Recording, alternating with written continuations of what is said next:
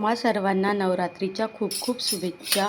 ही नवरात्र तुमच्यासाठी खूप सुंदर अशी जाओ आणि तुमच्या मनोकामना पूर्ण हो। आज आम्ही बनवत आहे शेंगदाण्याचा कूट।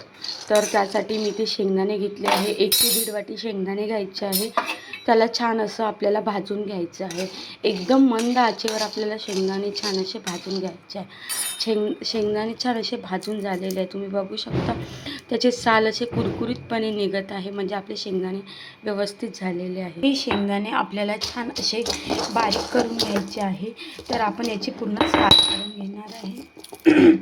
या प्रकारे आपल्याला शेंगदाण्याला छान असं व्यवस्थित करून घ्यायचं आहे आणि याची साल पूर्ण काढून घ्यायची आहे। इथे सगळे शेंगदाण्याचे साल काढून घेतलेले आहे।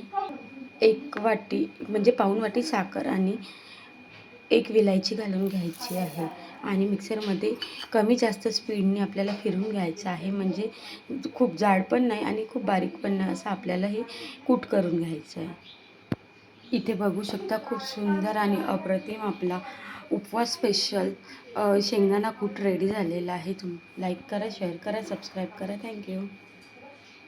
नवरात्री स्पेशल आज आमच्याकडे केला आहे शेंगदाणा कूट। Like, share and subscribe.